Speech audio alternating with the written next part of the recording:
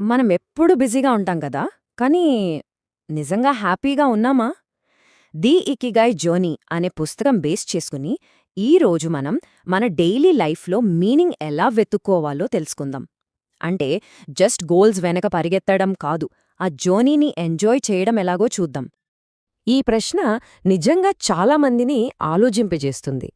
Success కోసం పరుగులు తీస్తాం, కానీ ఆ రన్నింగ్లో మన లైఫ్ పర్పస్ ఎక్కడో మిస్ అయిపోతుంది. ఇది చాలా కామన్ ఫీలింగ్. కానీ దీనికి జపనీస్ ఫిలాసఫీలో ఒక అద్భుతమైన సొల్యూషన్ ఉంది. నిజానికి ఇది మోడర్న్ లైఫ్లో మనం ఫేస్ చేస్తున్న ఒక పెద్ద ఛాలెంజ్. అన్నీ ఉంటాయి, కానీ ఏదో తెలియని వెలితి. ఎంత చేసినా సంతృప్తి ఉండదు. సరిగ్గా ఈ కన్ఫ్యూజన్లోనే ఇకిగాయ్ అనే కాన్సెప్ట్ మనకొక కొత్త దారిని చూపిస్తుంది. మనకు చిన్నప్పటి నుండి ఏం నేర్పిస్తారు? ఒక గోల్ రీచ్ అయితేనే హ్యాపీనెస్, పీస్ అంటారు. కరెక్టే కదా? కానీ ఈ పుస్తకం ఒక చాలా ఇంపార్టెంట్ పాయింట్ని మనకు గుర్తు చేస్తుంది. ఏంటంటే, లైఫ్లో అసలైన ప్రశాంతత గమ్యాన్ని చేరుకోవడంలో కాదు, ఆ జర్నీని ఎంజాయ్ చేయడంలోనే ఉంటుంది. సో ఇక్కడే మనం ఒక కీ పాయింట్ అర్థం చేసుకోవాలి. ఇకిగాయ్ అంటే మనం చేరుకోవాల్సిన ఒక డెస్టినేషన్ కాదు, అదొక కంటిన్యూస్ జర్నీ. ఒక్కసారి ఈ థాట్ ప్రాసెస్ అర్థమైతే చాలు, మన లైఫ్ని చూసే విధానమే పూర్తిగా మారిపోతుంది. ఓకే, దీన్నిలా చూద్దాం. ట్రెడిషనల్ సక్సెస్ అంటే ఏంటి? డబ్బు, పొజిషన్, ఇలాంటి మైల్ స్టోన్స్ వెనక పరిగెట్టడం అంతే. కానీ ఇకిగాయ్ అప్రోచ్ దీనికి కంప్లీట్లీ ఆపోజిట్. ఇదెలా ఉంటుందంటే, ప్రతిరోజు ఒక పర్పస్తో మన లైఫ్ని ఒక గార్డెన్ లాగా పెంచుకోవడమన్నమాట. ఇక్కడ ఫైనల్ రిజల్ట్ కాదు ఇంపార్టెంట్, మనం రోజూ చేసే చిన్న చిన్న పనులే ముఖ్యం. అంత బానే ఉంది, థియరీ వినడానికి చాలా బావుంది. కానీ దీన్ని రియల్ లైఫ్లో ఎలా ప్రాక్టీస్ చేయాలి? అదే కదా అసలు ప్రశ్న. సరే, ఇప్పుడు ఇకిగాయ్ని మన డైలీ రొటీన్లో ఒక పార్ట్ చేసుకోవడానికి కొన్ని ప్రాక్టికల్ వేస్ చూద్దాం. ఇది ఆథర్స్ జపాన్లోని విలేజెస్లో మాంక్స్ దగ్గర నేర్చుకున్న ఒక ముఖ్యమైన లెసన్. మనమెప్పుడూ ఫాస్ట్గా ఉండాలి, ఫాస్ట్గా అన్నీ చేసేయాలి అనుకుంటాం. కానీ ఒక్కసారి ఆలోచించండి, నిజంగా అంత ఫాస్ట్ లైఫ్ గ్రేట్ లైఫా? ఈ ఫిలాసఫీ ఏం చెప్తుందంటే, నెమ్మదిగా ప్రతి మూమెంట్ని ఎంజాయ్ చేస్తూ బ్రతికినప్పుడే లైఫ్కి ఒక డెప్త్ వస్తుంది. అందుకే పేషెన్స్తో చేసే పని మీద పూర్తి ఫోకస్ పెట్టడం చాలా చాలా ఇంపార్టెంట్.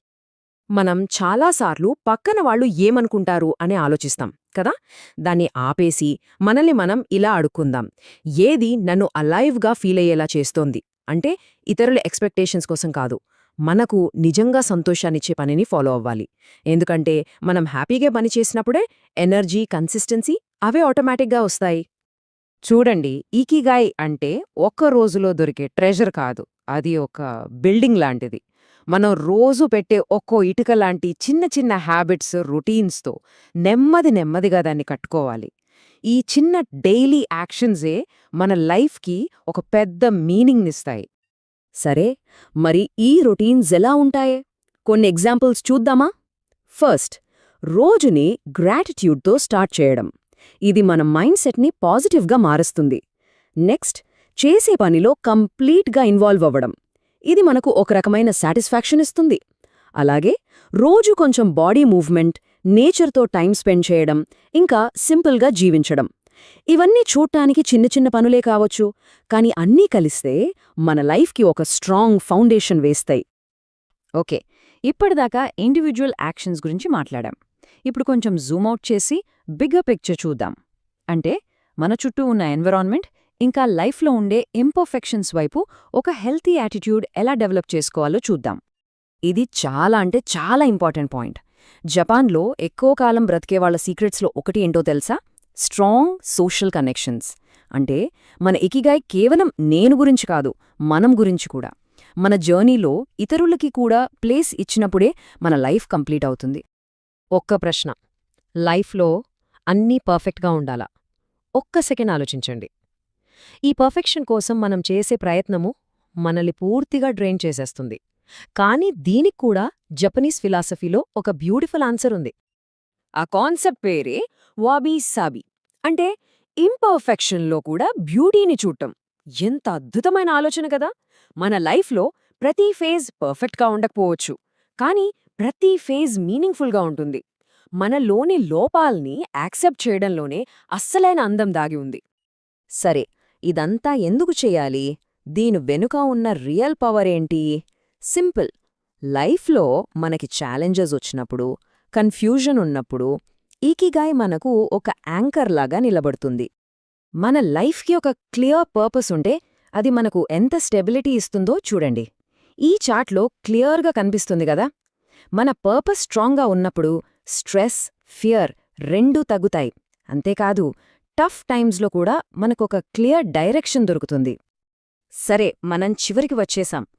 ఇప్పటిదాకా మనం నేర్చుకున్న లెసన్స్ అన్నింటినీ ఒకసారి చూసి వాటిని మన డైలీ ప్రాక్టీస్లోకి ఎలా తీసుకురావాలో చూద్దాం.